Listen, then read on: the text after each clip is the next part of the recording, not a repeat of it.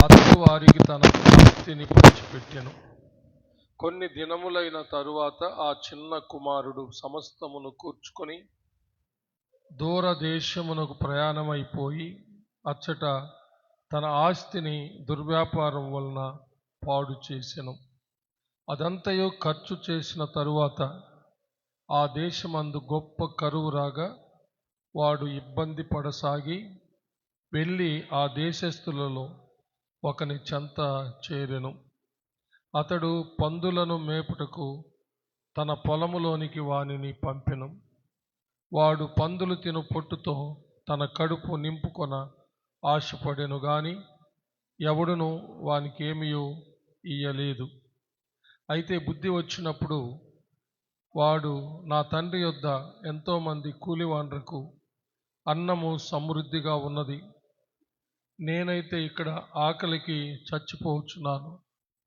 నేను లేచి నా తండ్రి యొద్దకు వెళ్ళి, తండ్రి, నేను పరలోకమునకు విరోధముగాను నీ ఎదుటను పాపము చేసి తిని ఇక మీదట నీ కుమారుడునని అనిపించుకొనుటకు యోగ్యుడను కాను. నన్ను నీ కూలి వారిలో ఒకనిగా పెట్టుకొనుమని అతనితో చెప్పుదుననుకొని లేచి తండ్రి యొద్దకు వచ్చెను. వాడింకా దూరముగా ఉన్నప్పుడు తండ్రి వానిని చూచి కనికరపడి పరిగెత్తి వాని మెడ మీద పడి ముద్దు పెట్టుకొనెను. అప్పుడు ఆ కుమారుడు అతనితో, తండ్రి, నేను పరలోకమునకు విరోధముగాను నీ ఎదుటను పాపము చేసి తిని ఇక మీదట నీ కుమారుడునని అనిపించుకొనుటకు యోగ్యుడను కాను అనెను. అయితే తండ్రి తన దాసులను చూచి, ప్రశస్త వస్త్రము త్వరగా తెచ్చి వీనికి కట్టి వీని చేతికి ఉంగరం పెట్టి పాదములకు చెప్పులు తొడిగించుడి, క్రొవ్విన దూడను తెచ్చి వధించుడి, మనము తిని సంతోషపడుదము. ఈ నా కుమారుడు చనిపోయి మరలా బ్రతికెను, తప్పిపోయి దొరికెనని చెప్పెను. అంతటా వారు సంతోషపడసాగిరి. అప్పుడు అతని పెద్ద కుమారుడు పొలములో ఉండెను. వాడు పొలము నుండి వచ్చుచు ఇంటి దగ్గరకు రాగా వాద్యములను నాట్యమును జరుగుట విని దాసులలో ఒకని పిలిచి ఇవి ఏమిటని అడుగగా ఆ దాసుడు అతనితో, నీ తమ్ముడు వచ్చి ఉన్నాడు, అతడు తన యొద్దకు సురక్షితముగా వచ్చినందున నీ తండ్రి కొవ్విన దూడను వధించెను అనెను. అయితే అతడు కోపపడి లోపలికి వెళ్ళనొల్లకపోయెను గనుక అతని తండ్రి వెలుపలికి వచ్చి లోపలికి రమ్మని బతిమాలుకొనెను. అందుకతడు తన తండ్రితో, ఇదిగో ఇన్ని ఏండ్ల నుండి నిన్ను సేవించుచున్నానే, నీ ఆజ్ఞ నేను ఎన్నడూ మీరలేదే. అయినను నా స్నేహితులతో సంతోషపడినట్లు నీవు నాకెన్నడూ ఒక మేక పిల్లనైనను ఇయ్యలేదు.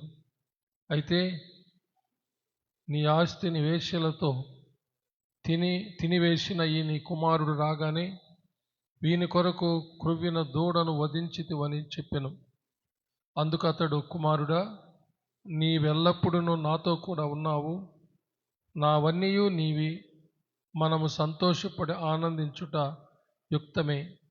ఈ నీ తమ్ముడు చనిపోయి తిరిగి బ్రతికెను, తప్పిపోయి దొరికినని అతనితో చెప్పెను.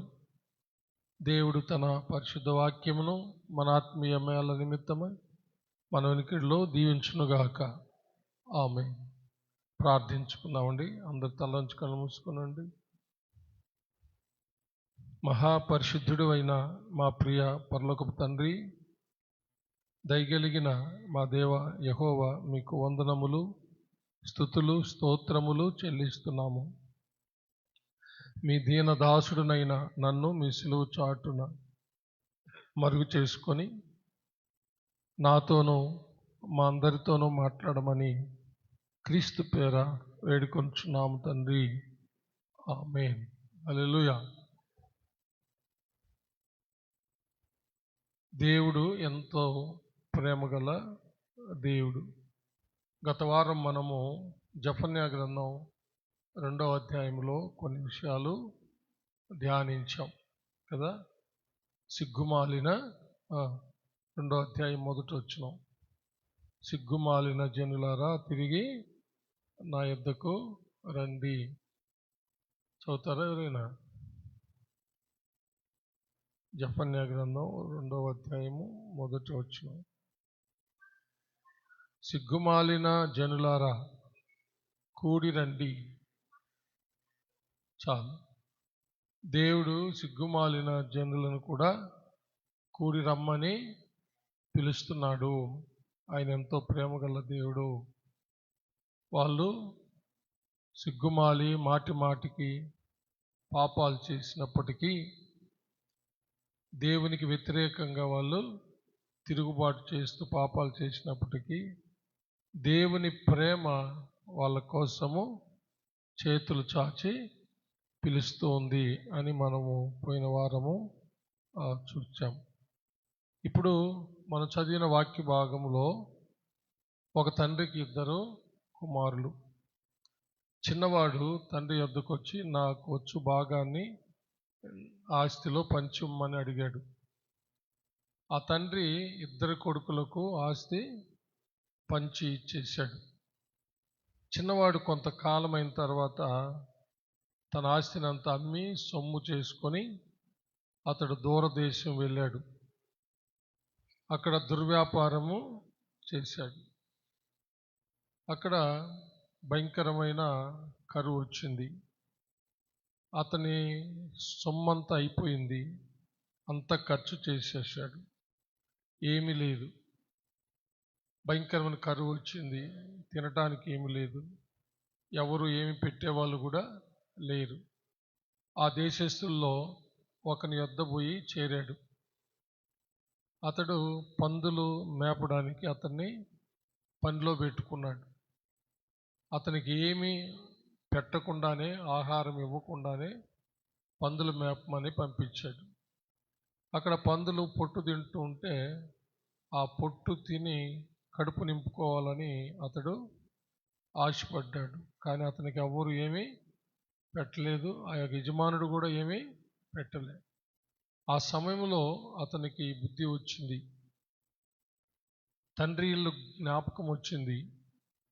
నా తండ్రి ఇంట అనేక మంది కూలి వంటకు అన్నము సమృద్ధిగా దొరుకుతూ ఉంది. నేనైతే ఇక్కడ ఆకలికి చచ్చిపోవచ్చున్నాను. నేను తిరిగి నా తండ్రి ఇంటికి వెళ్ళిపోతాను. వెళ్ళిపోయి నేను ఇలాగూ నా తండ్రిని క్షమాపణ అడుగుతాను. తండ్రి, పరలోకపు దేవుని ఎదుట, నీ ఎదుట నేను పాపం చేశాను. నీ కుమారుణ్ణి నన్ను అనిపించుకోవడానికి నాకు యోగ్యత లేదు. నీ పనివారిలో ఒకనిగా నన్ను చేర్చుకో అని చెప్తాను అని చెప్పి ఇంటివైపు బయలుదేరాడు. తండ్రి కొంత దూరమున వస్తున్న తన కుమారుని చూచి కనికరపడి పరిగెత్తిపోయి మెడ మీద పడి ముద్దు పెట్టుకున్నాడు. అప్పుడు ఆ కుమారుడు, తండ్రి, పరలోకమునకును నీ ఎదుటను నేను వ్యతిరేకంగా పాపము చేశాను. నీ కుమారుడిని నన్ను అనిపించుకోవడానికి నాకు యోగ్యత లేదు. నీ కూలి వాళ్ళలో ఒక కూలివారిగా నన్ను చేర్చుకున్నాడు. కానీ తండ్రి ఏం మాట్లాడలే. అతన్ని నేరుగా ఇంటికి తీసుకొచ్చాడు. దాసుల్ని పిలిచాడు. అతనికి ప్రశస్తమైన వస్త్రము ధరింపచేయమన్నాడు. చేతికి ఉంగరం పెట్టమన్నాడు. కాళ్ళకు జోళ్ళు తొడగమన్నాడు. క్రొవ్విన దూడను తెచ్చి వధించి విందు చేయండి, మనం అందరము సంతోషిస్తాం. నా కుమారుడు చనిపోయి బ్రతికాడు, తప్పిపోయి తిరిగి వచ్చాడు అని చెప్పాడు అన్నమాట. ఆ విధంగా దాసులు ఆ ఏర్పాట్లు చేశారు. అందరూ ఆనందిస్తున్నారు. ఈ లోపల పెద్ద కుమారుడు వచ్చాడు. పొలంలో నుంచి పని చేసుకొని వచ్చాడు. అక్కడ వాయిద్యాలు శబ్దం వినబడుతుంది.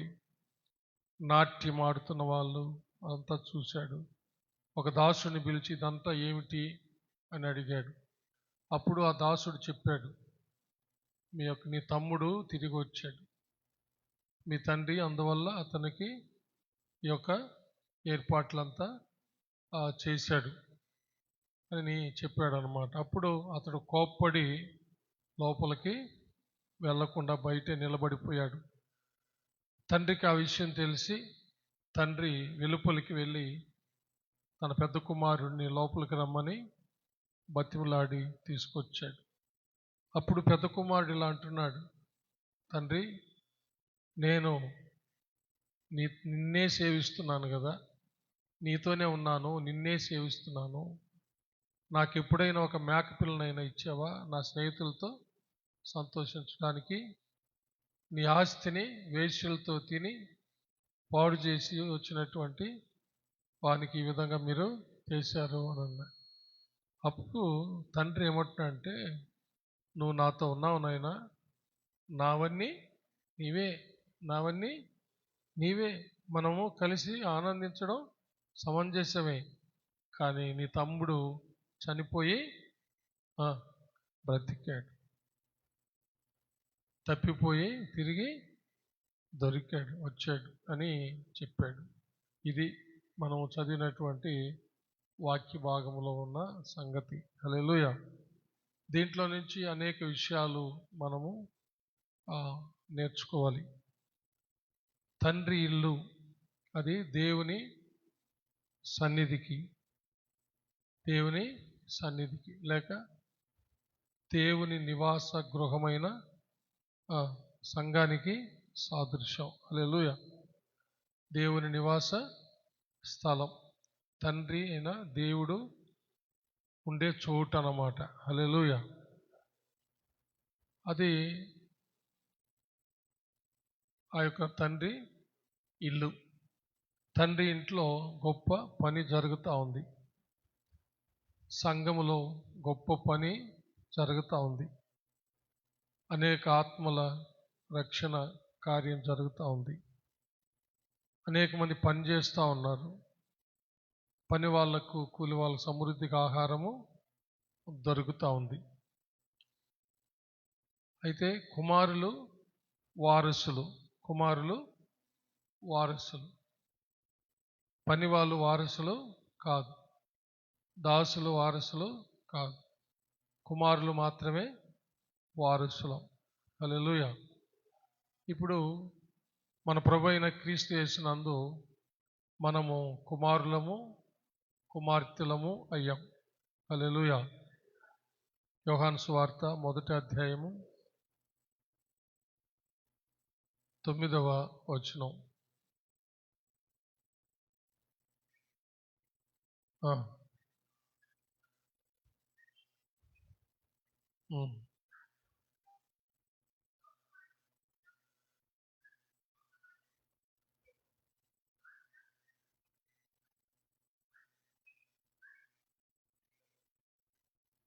తన్ను 11వ వచనం. తన్ను ఎందరూ అంగీకరించిరో వారికి అందరికీ, అనగా తన నామమునందు విశ్వాసముంచు వారికి దేవుని పిల్లలగుటకు ఆయన అధికారము అనుగ్రహించెను. హల్లెలూయా. మనమందరం ఇప్పుడు అధికారం పొందినటువంటి దేవుని పిల్లలం, దేవుని కుమారులము, దేవుని కుమార్తెలము. కొరింథీయులకు రాసిన 2వ పత్రిక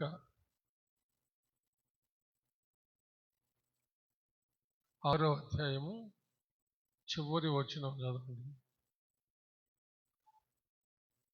నేను వారిలో నివసించి సంచరింతును, నేను వారి దేవుడినై యుందును, వారు నా ప్రజలై యుందురు. కావున మీరు వారి మధ్య నుండి బయలు వెడలి ప్రత్యేకముగా ఉండుడి, అపవిత్రమైన దానిని ముట్టకుడని ప్రభువు చెబుచున్నాడు. మరియు నేను మిమ్మును చేర్చుకొందును, మీకు తండ్రినై యుందును, మీరు నాకు కుమారులను కుమార్తెలునై యుందురని సర్వశక్తిగల ప్రభువు చెప్పుచున్నాడు. మీకు తండ్రినై యుందును, మీరు నాకు కుమారులను కుమార్తెలునై ఉందురని సర్వశక్తి గల ప్రభువు చెప్పుచున్నాడు. కాబట్టి మనము దేవుని కుమారులము, దేవుని కుమార్తె, అధికారం పొందినటువంటి దేవుని కుమారులము, దేవుని కుమార్తెలము. హల్లెలూయా. మనము దేవునితోనే, మన తండ్రి అయిన దేవునితోనే ఉండి ఆయన్ను సేవించాల. హల్లెలూయా. ఇప్పుడు మనం చదివిన వాక్యంలో పెద్ద కుమారుడితో ఆ తండ్రి చెప్పిన మాట చూడండి. ఆ కుమారుడు ఇలా అన్నాడు, నేను నిన్నే సేవిస్తున్నాను కదా, నాకు ఎప్పుడైనా ఒక మేక పిల్లనైనాను నేను నా స్నేహితులతో సంతోషించడానికి నువ్వు ఇచ్చావా? చదవండి అక్కడి నుంచి. అందుకు అతడు తన తండ్రితో, ఇదిగో ఇన్ని ఏండ్ల నుండి నిన్ను సేవించుచున్నానే, నీ ఆజ్ఞను ఎన్నడూను మీరలేదే, అయినను నా స్నేహితులతో సంతోషపడినట్లు నీవు నాకెన్నడూను ఒక మేక పిల్లనైనను ఇయ్యలేదు. అయితే నీ ఆస్తిని వేశ్యలతో తినివేసిన ఈ నీ కుమారుడు రాగానే వీని కొరకు కొవ్విన దూడను వధించితివని చెప్పాను. అందుకు అతడు, కుమారుడా, నీవెల్లప్పుడూ నాతో కూడా ఉన్నావు, నావన్నీయు నీవి. హల్లెలూయా. అంటే నువ్వు నా వారసుడివి. హల్లెలూయా.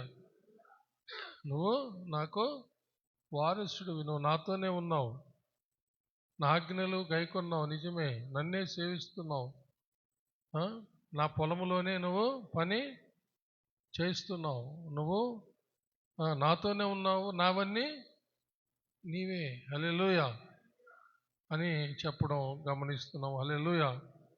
కాబట్టి మనము ఎల్లప్పుడూ మన తండ్రి అయిన దేవునితోనే మనము ఉండాలి. హల్లెలూయా. తండ్రి ఇంటిని విడిచిపెట్టకూడదు.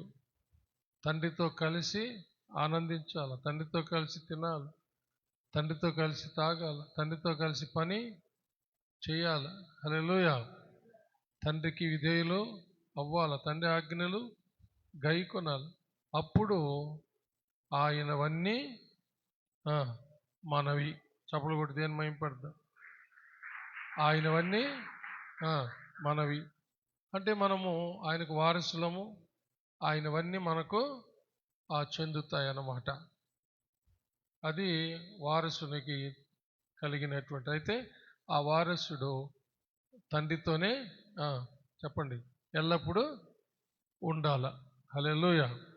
వారసుడు తండ్రితోనే ఎల్లప్పుడూ ఉండాలి, తండ్రిని సేవించాలి, తండ్రిని విడిచిపెట్టకూడదు. అప్పుడు అతని యొక్క వారసత్వ హక్కులన్నీ అతనికి వస్తాయి అన్నమాట. హల్లెలూయా. ఇది మనము ఈరోజు నేర్చుకుంటున్నటువంటి విషయం. కాబట్టి మనము ఈరోజు ఒక ప్రశ్న వేసుకోవాలి. మనము మన తండ్రి అయిన దేవునితోనే ఉన్నామా, లేకపోతే మనము తండ్రికి దూరం అయిపోయామా అనేది ఒకసారి ఆలోచన చేయాల. తండ్రికి దూరం అయితే ఏమవుతుందో అనే దానికి చిన్న కుమారుడు సాదృశ్యం. తండ్రికి దూరం అయితే ఏం జరుగుతుందని. ఇప్పుడు చిన్న కుమారుడు తండ్రి ఇంటికి దూరం అయిపోయాడు. అతడు ఆస్తిని పంచుకున్నాడు. కొన్ని రోజుల తర్వాత దాన్ని సొమ్ము చేసుకున్నాడు, దూరదేశము వెళ్ళాడు, దుర్వ్యాపారము చేశాడు. ఆస్తి పంచుకోవడం, దూరదేశానికి వెళ్ళి వ్యాపారం చేసి లాభాలు సంపాదించుకోవడం అని అనుకోవడం తప్పు కాదు. అయితే తప్పు ఏమిటంటే దుర్వ్యాపారం చేయడము తప్పు. దుర్వ్యాపారం చేయడం తప్పు అన్నమాట. హలో. కాబట్టి చిన్న కుమారుడు ఆస్తి పంచుకున్నాడు, సొమ్ము చేసుకున్నాడు, దూరదేశం వెళ్ళాడు, దుర్వ్యాపారం చేసి అంతా ఖర్చు చేసేసాడు, పోగొట్టుకున్నాడు. ఆ దుర్వ్యాపారం ఏంటో పెద్ద కుమారుడు చెప్తున్నాడు 30వ వచనంలో. అయితే నీ ఆస్తిని వేశ్యలతో తినివేసిన ఈ నీ కుమారుడు రాగానే వీని కొరకు క్రొవ్విన దూడను వధించితివి అంటున్నాడు. బహుశా భయంకరమైన వేశ్య వృత్తిని, ఆ యొక్క వేశ్యలను కొనడం, పాపం, వ్యభిచార పాపం జరిగించడం చేశాడేమో, దుర్వ్యాపారం. పరిశుద్ధాత్మ దేవుడు ఆ విషయాన్ని రాయించాడు. కాబట్టి తండ్రి దగ్గర నుంచి వెళ్ళడం, వేరే దూర ప్రాంతానికి వెళ్ళడం, మంచి వ్యాపారం చేయడం, మంచిగా జీవించడం, తండ్రికి గౌరవం తేవడం, తండ్రికి సాక్షిగా ఉండడం మంచిదే. తండ్రితో కనెక్షన్, తండ్రితో సమాధానం కలిగి, దూరంగా ఉన్నా సమాధానం కలిగి ఉండడం, ఎక్కడ పనిచేస్తున్నా సమాధానం కలిగి ఉండడం, తండ్రితో సహవాసం కలిగి ఉండడం, స్నేహం కలిగి ఉండడం, ఐక్యత కలిగి ఉండడం, ప్రేమ కలిగి ఉండడం, ఇవన్నీ మంచివే. అయితే ఒక సంబంధం తెగిపోయిన వారిలాగా ద్రాక్ష వలిలో నుండి తీగ వేరైనట్టుగా ఇది జరిగిందనమాట. అంటే సంబంధం లేకుండా చేసుకున్నాడు. అదే యోహాను సువార్త 15వ అధ్యాయంలో మనం చూస్తే, నాకు వేరుగా ఉండి మీరేమీ చెయ్యలేరు. 4వ వచనం, నా యందు నిలిచి ఉండుడి, మీ యందు నేనును నిలిచి ఉందును.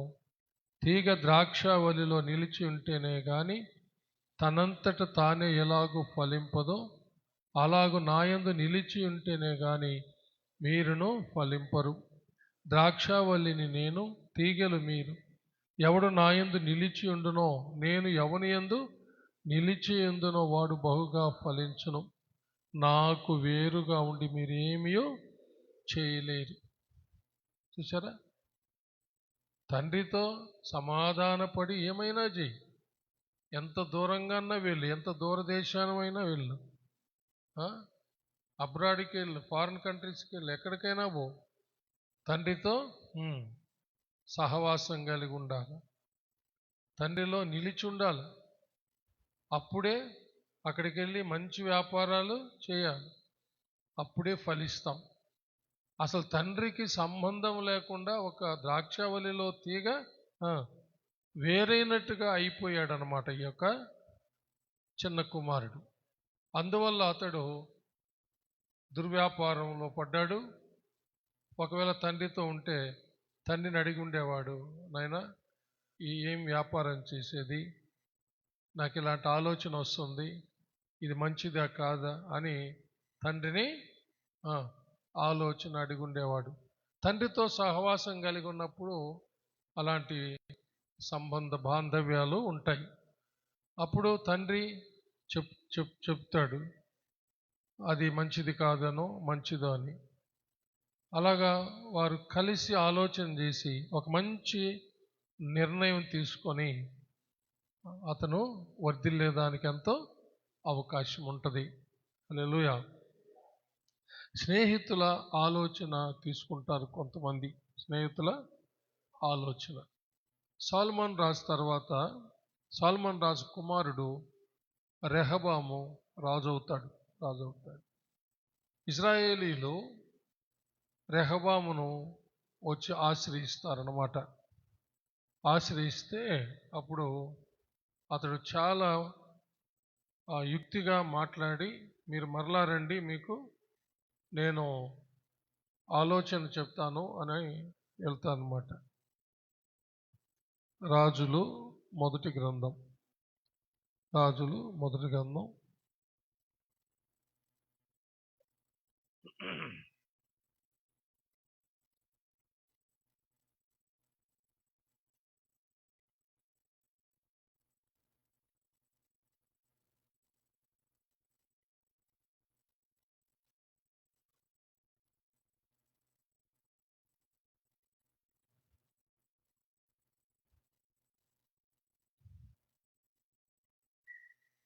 12వ అధ్యాయం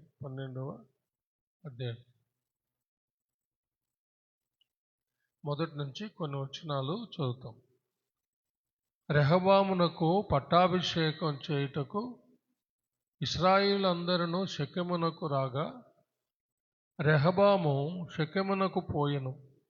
నెబాతు కుమారుడైన యరొబాము రాజైన సొలొమోను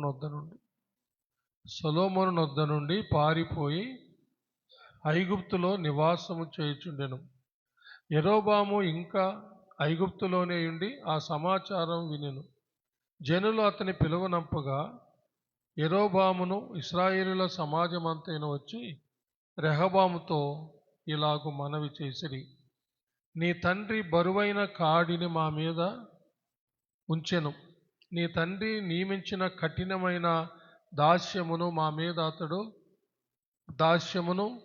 మీద అతడు ఉంచిన బరువైన కాడిని నీవు చులకన చేసిన ఎడల మేము నీకు సేవ చేయుదము. అందుకు రాజు, మీరు వెళ్ళి 3 దినములైన తరువాత నా యొద్దకు తిరిగి రండని సెలవీయగా జనులు వెళ్ళిపోయిరి. అప్పుడు రాజైన రెహబాము తన తండ్రి అయిన సొలొమోను బ్రతికినప్పుడు అతని సముఖమందు సేవ చేసిన పెద్దలతో ఆలోచన చేసి, ఈ జనులకు ఏమి ప్రత్యుత్తరమిచ్చేదనని వారిని అడుగుగా, వారు, ఈ దినముననే నీవు ఈ జనులకు దాసుడవై వారికి సేవ చేసి మృదువైన మాటలతో వారికి ప్రత్యుత్తరమిచ్చిన ఎడల వారు సదాకాలము నీకు దాసులగుదురు అనిరి. అయితే అతడు పెద్దలు తనతో చెప్పిన ఆలోచనను నిర్లక్ష్యపెట్టి తనతో కూడా పెరిగిన యవనులను పిలిచి ఆలోచన అడిగి వారికి ఇలాగు ప్రశ్న వేసెను: మా మీద నీ తండ్రి ఉంచిన కాడిని చులకన చేయుడని నాతో చెప్పుకొనిన ఈ జనులకు ప్రత్యుత్తరమిచ్చుటకు ఏ ఆలోచన మీరు చెప్పుదురు? అప్పుడు అతనితో కూడా ఎదిగిన ఆ యవ్వనస్తులు ఈ ఆలోచన చెప్పిరి: నీ తండ్రి మా కాడిని బరువైనదిగా చేసెను గాని నీవు దానిని చులకనగా చేయవలనని నీతో చెప్పుకొనిన ఈ జనులకు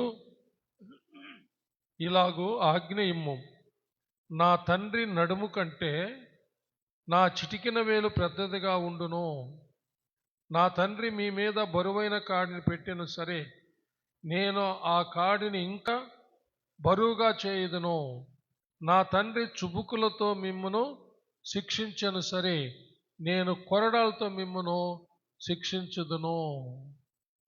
3వ దినమందు నా యొద్దకు రండని రాజు నిర్ణయం చేసి ఉన్నట్టు యరొబామును జనులందరూ 3వ దినమున రెహబాము వద్దకు వచ్చిరి. అప్పుడు రాజు పెద్దలు చెప్పిన ఆలోచన నిర్లక్ష్యపెట్టి యవ్వనులు చెప్పిన ఆలోచన చొప్పున వారికి కఠినముగా ప్రత్యుత్తరం ఇచ్చి ఇట్లు ఆజ్ఞాపించెను. చూసారా, సొలొమోను రాజు జీవించినప్పుడున్న పెద్దల యొక్క ఆలోచన తీసుకోలేదు. తనతో ఉన్నటువంటి యవనస్తుల ఆలోచన తీసుకొని, నా తండ్రి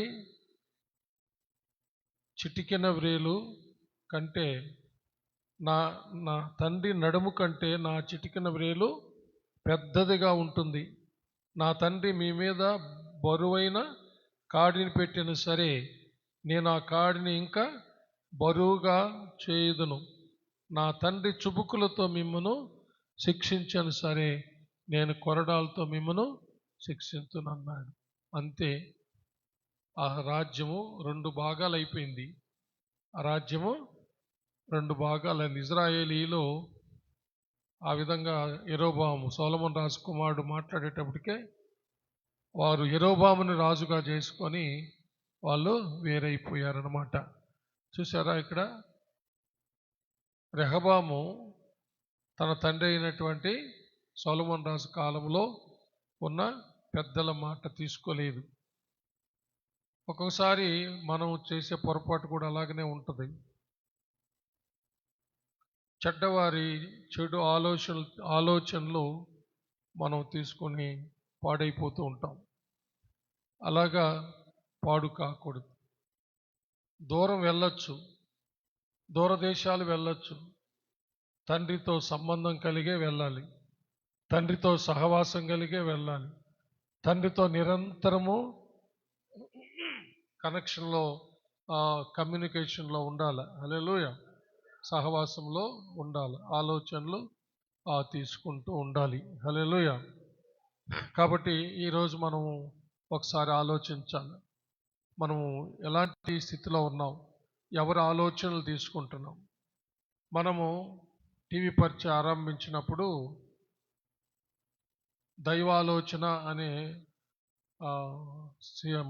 మనము పెట్టాం. దైవాలోచన అని మనము టీవీ పరిచయం పెట్టి మనము మాట్లాడాం, వాక్యాన్ని చెప్పడం జరిగింది. దైవాలోచన, దైవాలోచన. కాబట్టి ఎప్పటికైనా సరే దైవ ఆలోచన, తండ్రి ఆలోచన మనం తీసుకోవాలా. చప్పలు కొట్టి దేవుణ్ణి మహింపరుస్తాం. తండ్రి దగ్గర నుంచి నువ్వు ఎంత దూరమన్నా వెళ్ళు, తండ్రితో సంబంధం కలిగి ఉండు. మంచి వ్యాపారాలు చేయి, మంచిగా చదువుకో, మంచి ఉద్యోగాలు చేయి, తండ్రితో సంబంధం కలిగి ఉండు. అప్పుడు నీ జీవితం చాలా సురక్షితంగా ఉంటుంది. కానీ చిన్న కుమారుడు అలా చేయలేదు. తండ్రికి వేరైపోయాడు, తండ్రితో సంబంధం లేకుండా వెళ్ళిపోయాడు అన్నమాట. అయితే అతడు అంతా ఖర్చు చేసిన తర్వాత, అంతా ఏమీ లేకుండా అయిపోయిన తర్వాత, ఆ దేశంలో కరువు వచ్చిన తర్వాత అతని యొక్క పరిస్థితి అక్కడ చాలా దుర్భరం అయిపోయింది. ఆకలికి చచ్చిపోతున్నాడు. ఆ దేశస్తులో ఒక దగ్గరికి వెళ్ళి చేరాడు. అతడు ఆహారం పెట్ల, పందులు మేపే పనిలోకి పంపించాడు. అక్కడ పందులు పొట్టు తింటా ఉన్నాయి. వాటి ఆ పొట్టును తినాలని ఆశపడ్డాడు. కానీ ఎవరు కూడా అతనికి ఏమీ పెట్టలే. అప్పుడు అతనికి బుద్ధి వచ్చింది. హల్లెలూయా. అప్పుడు అతనికి బుద్ధి వచ్చింది, తండ్రి ఇల్లు జ్ఞాపకం వచ్చింది. చప్పలు కొట్టి దేవుణ్ణి మహింపరుస్తాం. హల్లెలూయా. ఇప్పుడు ఒక ఆలోచన మనము ఆలోచించాలి. ఇతనికి బుద్ధి రావడానికి కారణం, తండ్రి ఇల్లు గుర్తు రావడానికి కారణము రెండు ప్రాముఖ్యమైన విషయాలు. మొదటిది ఏమిటంటే, అతడు చిన్న వయసు నుండి, అంటే తన తండ్రి దగ్గర అతడు నేర్చుకున్నటువంటి పాఠాలు, ఉపదేశాలు. బాలుడు నడవలసిన త్రోవలు అని బాల్య వయసులో వానికి నేర్పించినట్లయితే వాడు వృద్ధుడైనప్పుడు వాటి నుంచి తప్పిపోడంట. అతనికి అలాంటి బుద్ధి రావడానికి కారణము అతడు చిన్న వయసులో తండ్రి దగ్గర, తండ్రి ఇంట నేర్చుకున్నటువంటి వాక్యమే. హల్లెలూయా. సంగతులే, ఉపదేశాలే, సందేశాలే. అందుకనే పిల్లల్ని తప్పకుండా సండే స్కూల్కి పంపాలి. సండే స్కూల్కి తప్పకుండా పంపాలి. పిల్లల వయసులో తల్లిదండ్రులు ఇద్దరు, సామెతల గ్రంథం 1వ అధ్యాయంలో ఉన్న విషయాలను బట్టి తల్లి తండ్రి ఇద్దరూ వాళ్ళకి ఉపదేశం చేయాలి, బోధ చేయాలి. తర్వాత సండే స్కూల్కి పంపించాలి.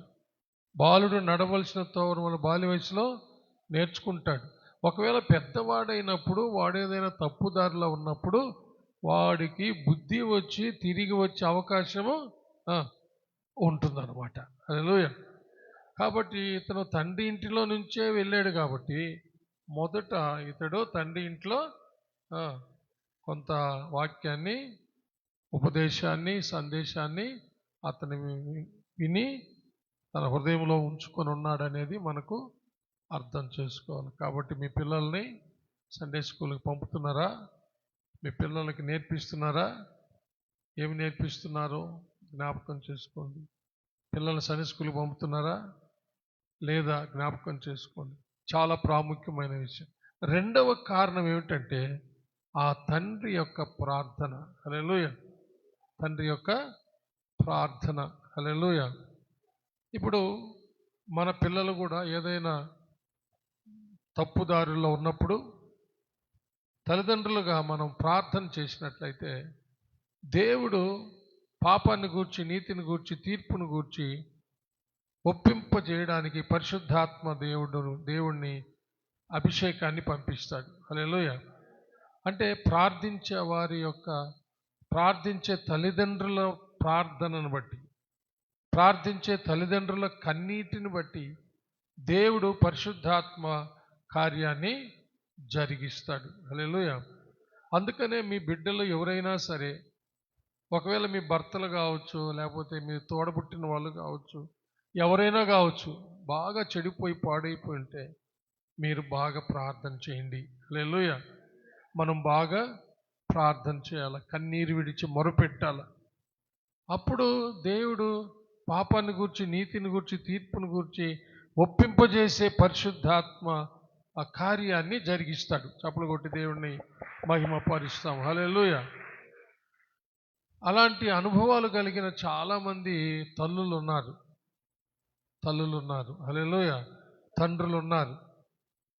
మన పాస్టమ్ గారు కూడా ఒక మాదిరి ఆ విషయంలో. ఆమె ఒకసారి నేను చూచినప్పుడు నాతో అన్ని విషయాలు చెప్తా ఉండేది. ఒకసారి చూసినప్పుడు పడకలో లేదు, ఎటుపోయిందని చూస్తే హాల్లో కూర్చొని ఏడ్చి ప్రార్థన చేస్తూ ఉంది బిడ్డల కోసం. ఆ తర్వాతనే మా ఇంట్లో కొన్ని మార్పులు రావడం నేను చూశాను. ఆ తర్వాతనే మా బిడ్డల్లో మార్పులు రావడం నేను చూశాను. హల్లెలూయా. ముఖ్యంగా సందీప్లో ఇప్పుడు పాస్టర్గా ఉన్నాడు కదా, సందీప్లో ఒక మార్పు రావడం అనేది ఆ తర్వాతనే జరిగింది. హల్లెలూయా. ఆమెకు ఏడ్చి కన్నీటితో ప్రార్థన చేసిన ప్రార్థన ఫలమే సందీప్ ఇప్పుడు పాస్టర్గా ఉన్నాడంటే. హల్లెలూయా. తల్లులు చాలా ప్రార్థించాలి ప్రియులరా. హల్లెలూయా. గర్భం ధరించి 9 నెలలు మోసి కని వాళ్ళని విడిచిపెట్టేది కాదు. వాళ్ళ కోసం ఉగ్గుపాలతో పెట్టిన విద్యగా చిన్న బిడ్డలప్పుడు తల్లే వారికి బోధ చేయాలి, తండ్రి ఉపదేశం చేయాలి. హల్లెలూయా. తర్వాత సండే స్కూల్కి పంపించాలి. ఒక ఏజ్ వరకు బాగానే ఉంటారు, చిన్నపిల్లల వరకు. కొంచెం యవ్వన వయసుకు వచ్చిన తర్వాత కొంచెం ప్రాబ్లమ్స్ అనేవి అందరికీ వస్తాయి. అలాంటప్పుడు తల్లిదండ్రులు ప్రార్థన చేయకపోతే మాత్రం చాలా కష్టం అండి. చాలా కష్టం. బిడ్డలు పాడైపోయే ప్రమాదం, చాలా ఘోరంగా పాడైపోయే ప్రమాదం. ఎవరిని మింగుదునాని గర్జించు సింహం వల్ల వెతుకుతూ తిరుగుతున్న సైతాను చేతిలో పడిపోయే ప్రమాదం ఉంది. అందుకనే సండే స్కూల్ వరకు చాలా చక్కగా ఉంటారు, మన మాట వింటూ ఉంటారు. యవనస్తులై కాలేజీకి అట్లా వెళ్ళిన తర్వాత, ఇప్పుడంటే మరి హై స్కూల్కి వెళ్ళిన తర్వాతనే ప్రమాదం వచ్చేసింది. కాబట్టి తల్లిదండ్రులు ఎంతగానో ప్రార్థన చేయాలి, ఉపవాసాలు ఉండాలి, ప్రార్థన చేయాలి. ఏం లేదులే నా బిడ్డలు బాగున్నారు అనుకుంటే తెలియకుండా ఊబిలో పడిపోయే ప్రమాదం. సైతాన్ అంధకార చీకటి శక్తుల ప్రభావం. నీ బిడ్డలు మంచోళ్ళే కావచ్చు, నీ భర్త మంచోడే కావచ్చు, నీ భార్య మంచిదే కావచ్చును, కానీ సైతాను ప్రభావం, దురాత్మల ప్రభావం వాళ్ళ మీద పడుతుంది. లోకమంతా సైతాను దురాత్మలు ఉన్నాయి. ఎవరిని మింగుతున్నా గర్జించే సింహాలు ఎవడు వెతుకుతూ తిరుగుతున్నాడు. వాడి సంబంధులు ఉన్నారు, మనుషులు, వేషధారులు ఉన్నారు, గొర్రెతోలు కప్పుకున్న తోడేళ్ళు. వీళ్ళందరి ద్వారా ప్రమాదం ఉంది లోకంలో. వారి చేతుల్లో పడకుండా ఉండాలంటే ప్రార్థించే తల్లులు తండ్రులు కావాలా. హల్లెలూయా. చప్పలు కొట్టి దేవుని మహిమపడదాం. Praise lord. కాబట్టి నేను అంటాను, అతడు తిరిగి రావడానికి రెండవ కారణము ఆ తండ్రి యొక్క ప్రార్థన అంటాను నేను. హల్లెలూయా. కాబట్టి ఆ తండ్రి ప్రార్థిస్తూ అతని కోసము ఎదురు చూస్తున్నాడు. అది నిరీక్షణ. దాన్ని ఏమంటాం? ఎదురు చూసేదాన్ని నిరీక్షణ. విశ్వాసంతో ప్రార్థించడం, నిరీక్షించడం. చెప్పండి. విశ్వాసంతో ప్రార్థించడం, నిరీక్షించడం. తప్పకుండా ఒకరోజు నువ్వు విశ్వాసంతో ప్రార్థించి ఎదురు చూస్తున్న దాన్ని నీ కన్నులు నమ్మలేనట్టుగా నీ జీవితంలో కార్యాలు దేవుడు చేస్తాడండి. చప్పలు కొట్టి దేవుడిని మహిమ పరుస్తాం. హల్లెలూయా. తర్వాత చిన్న కుమారుడు తిరిగి వచ్చేటప్పుడు అతడు ఇలా అనుకున్నాడంట. హల్లెలూయా. నేను లేచి నా తండ్రి వద్దకు వెళ్ళి, తండ్రి, నేను పరలోకమునకు విరోధముగాను నీ ఎదుటను పాపం చేసి తిని, ఇక మీదట నీ కుమారుడు నన్ను అనిపించుకొనుటకు యోగ్యుడును కాను, నన్ను నీ కూలి వారిలో ఒకనిగా పెట్టుకొని మన అతనితో చెప్పుదని అనుకొని లేచి తండ్రి వద్దకు వచ్చాను. హల్లెలూయా. చూసారా, బుద్ధి వచ్చిన వెంటనే అతడు లేచి తండ్రి వద్దకు రావడం ప్రారంభించాడు. హల్లెలూయా. చూడండి ప్రియులారా, ఒక్కొక్కసారి మనకు బుద్ధి వస్తుంది, తండ్రి ఇల్లు గుర్తొస్తుంది, సంఘం గుర్తొస్తుంది, వెంటనే లేచి రావాలి అంతే. హల్లెలూయా. కానీ కొంతమంది ఏమనుకుంటారంటే, సిగ్గు లేకుండా ఏ ముఖం పెట్టుకొని పోయేది, సిగ్గు లేకుండా ఏ ముఖం పెట్టుకొని పోయేది, పాస్టర్ అంతా చెప్తున్నా వినకుండా నా ఇష్ట ప్రకారం జీవిస్తేనే, నా సహోదరులు నా తోటి సంఘ విశ్వాసులు బతిలాడుతున్నా కూడా నేను వెళ్ళిపోతునే, ఇప్పుడు కుదరని రోగం తెచ్చుకున్నాను, కుదరని జబ్బు తెచ్చుకున్నాను, భయంకర సమస్యల్లో పడిపోయాను, అప్పుల ఊబిల్లో పడిపోయాను, ఇప్పుడు మళ్ళా గుడికి పోతే అందరూ ఏమనుకుంటారు, ఏ ముఖం పెట్టుకొని పోయేది, సిగ్గు లేకుండా ఎట్టబోయేది అని అనిపిస్తుంది. సైతానాలు అనిపిస్తాడు. అందుకనే గత వారం మనం చదువుకున్నాం కదా, జెఫన్యా గ్రంథం 2వ అధ్యాయంలో దేవుడే పిలుస్తున్నాడు ఎవరిని, సిగ్గుమాలిన జనులారా తిరిగి రండి, కూడి రండి నా యొద్దకు అంటున్నాడు.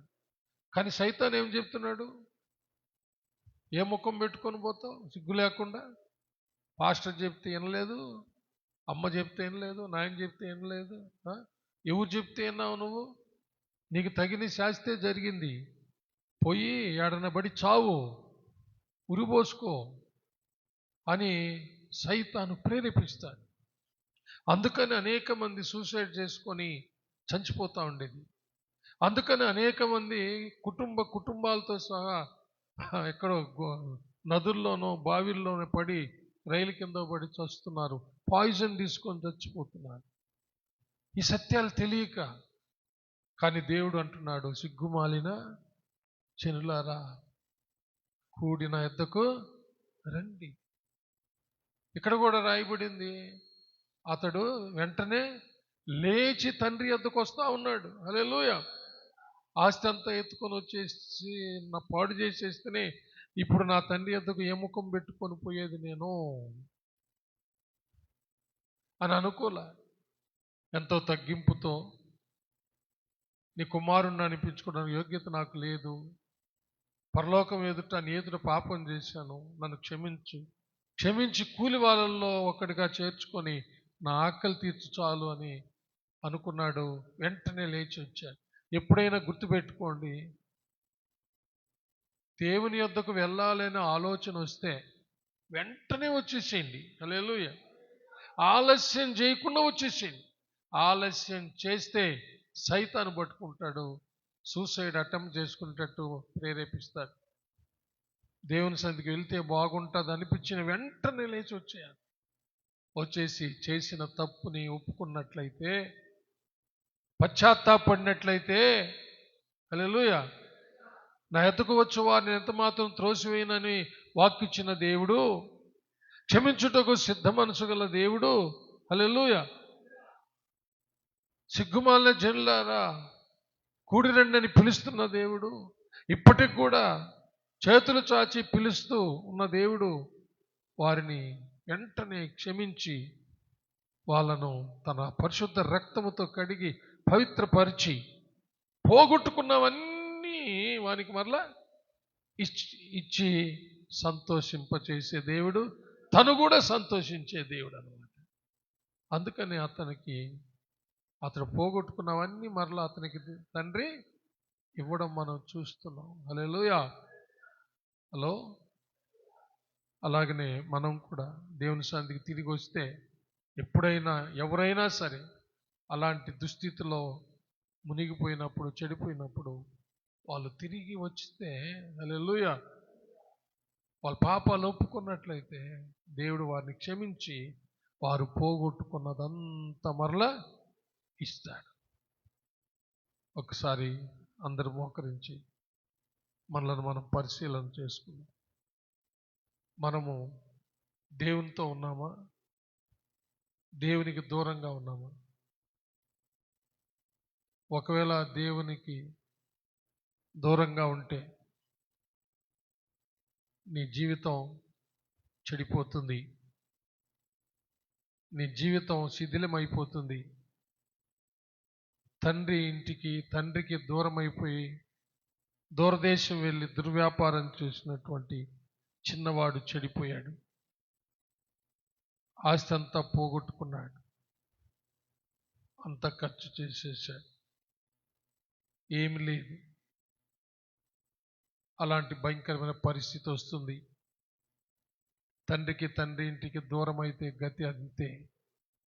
నీకున్నవన్నీ నాశనం చేసుకుంటావు, నీకున్నవన్నీ పాడు చేసుకుంటావు, పోగొట్టుకుంటావు. ఒకవేళ దేవుని చిత్తములో తండ్రికి దూరంగా ఉండి నీవేదైనా జీవించడం, మంచి వ్యాపారం చేయడము దేవుని చిత్తమైతే తండ్రితో ఎప్పుడు సహవాసం కలిగి ఉండాలి, తండ్రితో ఎప్పుడు కనెక్ట్ అయి ఉండాలి.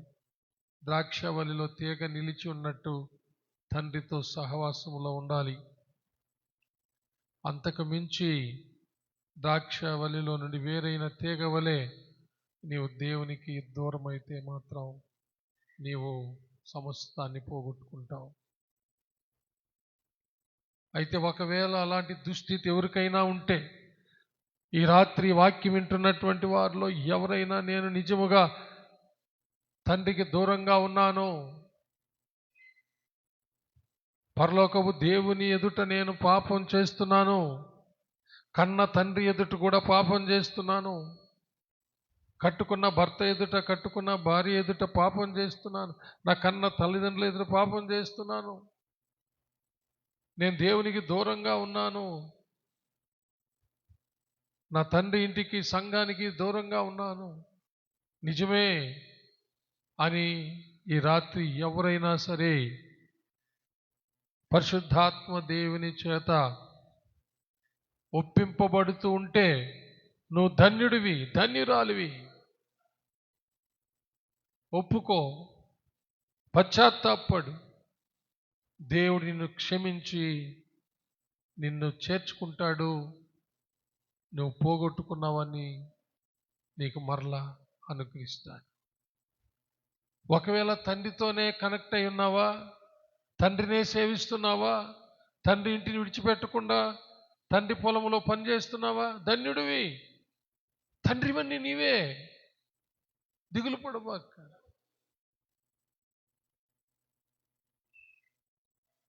తప్పిపోయిన వాడు చచ్చిపోయి తిరిగి బ్రతికాడంట, తప్పిపోయిన వాడు తిరిగి వచ్చాడంట. ఆ అన్నకు చెప్తున్నాడు, వాడు చనిపోయి బ్రతికాడురా, తప్పిపోయి దొరికాడురా, వాడిని బట్టి మనం సంతోషించాలా? ఎందుకు అలిగి బయట ఉన్నావు? నావన్నీ నీవే కదా, మనం ఇప్పుడు ఆనందిస్తూనే ఉన్నాం కదా. వాడు ఆనందాన్ని కోల్పోయాడు, ఐశ్వర్యాన్ని కోల్పోయాడు, సుఖ సంతోషాలు కోల్పోయాడు, ఆకలితో చచ్చిపోతున్నాడు రా, వాడు తిరిగి వచ్చాడు రా, రానాయనా అని బతిలాడుకున్నాడంట. రానాయనా, నువ్వు నాతో ఉన్నావు కదా, నావన్నీ నీవే కదా. కానీ వాడు ఇంతకాలము వాడు దూరం అయిపోయి నశించిపోయి తిరిగి వచ్చాడు రా, వాడు నీ తమ్ముడు రా. అలాగున బతిలాడి తీసుకొచ్చాడు. ఎవరిని త్రోసివేయని దేవుడు మన దేవుడు. ఎంత ఘోర పాపినైనా క్షమిస్తాడు. ఆయన ప్రేమ గొప్పది, ఆయన ప్రేమ ఎడబాయినిది, విడువనిది.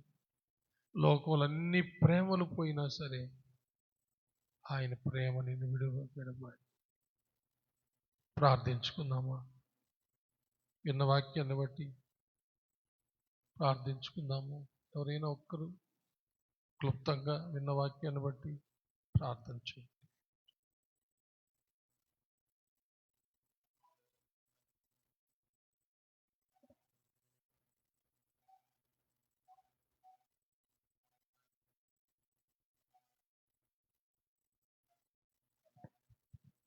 ప్రభువా, ఈరోజు నా తండ్రి ప్రత్యేకంగా నా తండ్రి నాయన ఉపవాసములతో కూడుకుని నాయన నీ పాద సన్నిధానం చేరి ఉన్నావు నా తండ్రి నాయన. దేవా, ఇదిగో నా తండ్రి నాయన తప్పిపోయిన కుమారుడు నా తండ్రి నాయన, ఇదిగో నా తండ్రి నాయన తండ్రి నుంచి దూరం అయిపోయాడు నా తండ్రి నాయన. దుర్వ్యమర్శలకు నా తండ్రి లోనైపోయాడు నా తండ్రి నాయన. పాపములో చిక్కుని పోయాడు నా తండ్రి నాయన. మరలా బుద్ధి తెచ్చుకున్నాడు నా తండ్రి నాయన. తండ్రి జ్ఞాపకంకి వచ్చాడు నా తండ్రి నాయన. ఆ కుమారుడు నా తండ్రి తిరిగి నాయన తండ్రి వద్దకు ఎలా వచ్చాడో నా తండ్రి నాయన చూసినప్పుడు నా తండ్రి నాయన తండ్రి చాలా ఆనందభరితుడైపోయాడు నా తండ్రి నాయన. పశ్చాత్తాపం చెందాడయ్యా. ఇదిగో నా తండ్రి నాయన పరలోకానికి విరోధముగాను నాయన తండ్రి ఎదుట పాపము చేశాడని చెప్పి ఆయన ఒప్పుకుంటున్నాడు నా తండ్రి నాయన. దేవా, ఈనాడు లోకములో కూడా నా తండ్రి నాయన అనేక మంది నీకు విరోధముగా ఉన్నారేమో నా తండ్రి నాయన. నీకు అంటుకట్టుకొని జీవించలేకపోతున్నారేమో నాయన. అనేకమైన పాపములు చిక్కుని పోతున్నారేమో నాయన. ప్రభా, ఘోర పాపినైనటువంటి వారిని కూడా క్షమించేది మన దేవాదివైన దేవుడే, మన ప్రభువే, మన రక్షకుడే, మన విమోచకుడే, మన సజీవుడే. ఎవరైనా సరే నా తండ్రి నాయన దేవునితో అంటుకట్టుకొని ఉన్నామా లేక వేడిగా ఉన్నామా అని ఒక్కసారి నాయన పరీక్షించుకొని నా తండ్రి నాయన ఇప్పటికైనా మించిపోయిన లేదు నా తండ్రి నాయన. దేవుని వద్దకు వచ్చినప్పుడు నా తండ్రి నాయన నీతి నుండి నాయన తీర్పు నుండి నా తండ్రి నాయన పాపము నుండి నా తండ్రి ఒప్పుకున్నప్పుడు నా తండ్రి నాయన ఆయన తన బిడ్డలను నా తండ్రి ఆదరిస్తాడయ్యా, బలపరుస్తాడు నాయన. ద్రాక్షవల్లి నీవు నాయన, తీగల మేము నా తండ్రి నాయన. నీకు దూరముగా ఉండి నా తండ్రి నాయన మేము ఏమి చేయలేమని చెప్పి నా తండ్రి నాయన సెలవిస్తున్నావు నా తండ్రి నాయన. అయ్యా, ఇగో రాత్రి సమయంలో నా తండ్రి నాయన నిన్ను మొరపెడుతున్నావు నా తండ్రి నాయన. ఆ తప్పిపోయిన కుమారుల్లాగా నా తండ్రి నాయన మేము నా తండ్రి అన్ని విషయాల్లో నాయన ఏ విషయంలో తప్పు ఉన్నామో నాయన, దేవుని పాసనిదానం రావడం తప్పు ఉన్నామా, దేవుని మాటల్లో తప్పు ఉన్నామా, దేవుని వాక్యంలో తప్పు ఉన్నామా, కుటుంబంలో ఎక్కడైనా తప్పు ఉన్నామా నా తండ్రి నాయన ఒక్కసారి నా తండ్రి మా హృదయాలు మేము పరీక్షించుకొని నా తండ్రి నాయన పశ్చాత్తాపం చెందాడు చూడ నా తప్పిపోయిన కుమారుడు నాయన ఎలా వచ్చాడో నా తండ్రి నాయన. అయ్యా, అలాగే నా తండ్రి తిరిగి నా తండ్రి నాయన ప్రతి ఒక్కరు నీ సముఖముకు వచ్చినట్లుగా, ప్రతి ఒక్కరు నీ పాసనదానంకి వచ్చిన ఆయన అయ్యా ప్రభుని ఆరాధించినప్పుడు నాయన, ప్రభుని మహింపరిచినప్పుడు తండ్రి, ప్రభుని ఘనపరిచినప్పుడు నా తండ్రి నాయన నా బిడ్డ అని చెప్పి ఎత్తుకుంటాడు, ముద్దాడుతాడు, కౌగిలించుకుంటాడు నా తండ్రి నాయన. మా హృదయాలు ఎలా ఉన్నాయో నా తండ్రి నాయన ఈ రాత్రి సమయంలో నాయన అయ్యా మీ దైదాచుడు బయలుపరిచాడు నా తండ్రి నాయన. మనం ప్రభువుకు దగ్గరగా ఉన్నామా లేక దూరముగా ఉన్నామా తండ్రి ఒక్కసారి మా హృదయాలు పరీక్షించుకొని నా తండ్రి నాయన నీ నామమున ఘనపరచుటకు నా తండ్రి నాయన అయ్యా, నీ నామమున కొనియాడుటకు నాయన, నీ నామమున స్తుతించి ఆరాధించుటకు అయ్యా ప్రతి ఒక్కరికి సహాయం దయచే ప్రభువా. అయ్యా, నీ నామమున కనపరిచే బిడ్డలుగా ఉండాలని నా తండ్రి నాయన నీకు విరోధముగా ఉండి మేమే చేయలేము నా తండ్రి నాయన. అయ్యా, ఈ రాత్రి సమయంలో నా తండ్రి నాయన అయ్యా మొరపెడుతున్నావు నా తండ్రి నాయన. ప్రతి కుటుంబాన్ని దర్శించండి నాయన. ఏ కుటుంబంలో తప్పిపోయి ఉన్నారో నాయన, నీకు విరోధముగా ఉన్నారో నా తండ్రి నాయన అయ్యా, ఈరొక రాత్రి సమయంలో మేము వరకు మొరపెడుతున్నావు నా తండ్రి నాయన. అయ్యా, నీ నామమున ఘనపరచుటకు నా తండ్రి నాయన, నీ పాసందానికి వచ్చేటకు నా తండ్రి నాయన ఎలా నా తండ్రి తప్పిపోయిన కుమారుడు నాయన పశ్చాత్తాపం చెందాడో నా తండ్రి నాయన అలాగే తిరిగి నా తండ్రి నాయన నీ పాసందానికి వచ్చేటకు ప్రతి ఒక్కరికి సహాయం అయితే ప్రభువా. నీ దైగలస్తముల ద్వారా ముట్టి ఆదరించ బలపరచమని ఈ కార్యక్రమం ఆదికి అంతానికి అధ్యక్షుడిగా నువ్వు నడిపించావు నాయన. ఈ మాటలు ఎల్ల వేళలా నా తండ్రి నాయన అయ్యా తప్పైన కుమారుడు మా హృదయంలో నింపుకొని నా తండ్రి నాయన ఎలా పశ్చాత్తాపం చెందాడో నా తండ్రి మా హృదయంలో నింపుకొని నాయన అయ్యా దేవుని మేము మొరపెట్టుకుంటే ప్రతి ఒక్కరికి సహాయం దయచేయమని ఈ దైగలస్తముల ద్వారా ముట్టి ఆదరించ బలపరచమని యేసయ్య నామమున వినయతో అడిగి ఏడుకొని ప్రార్థన చేస్తున్నావు నా పరమ తండ్రి. ఆమేన్. నా ప్రాణమా యెహోవాను సన్నుతించుము, నా అంతరంగముననున్న సమస్తమా ఆయన పరిశుద్ధ నామమును సన్నుతించుము. నా ప్రాణమా యెహోవాను సన్నుతించుము. ఆయన చేసిన ఉపకారములలో దేనిని మరువకుము. ఆమేన్. మన పరమ తండ్రి అయిన దేవుని ప్రేమ, కుమారుడైన యేసుక్రీస్తు ప్రభుల వారి యొక్క కృప, పరిశుద్ధాత్మ దేవుని అన్యోన్య సహవాసము, సన్నిధి, కాపుదల, భద్రత, నడిపింపు ఇప్పుడు ఎల్లప్పుడూ సదాకాలం మీకు అందరికీ, మీ బిడ్డలకు, మీ బిడ్డల బిడ్డలకు మీరు కలిగి ఉన్న సమస్తానికి తోడై దీవించి ఆశీర్వదించి కాపాడునుగాక. ఆమేన్, ఆమేన్, ఆమేన్. May God bless you all. యేసయ్య నామములో అందరికీ వందనాలు. ఒకరొకరు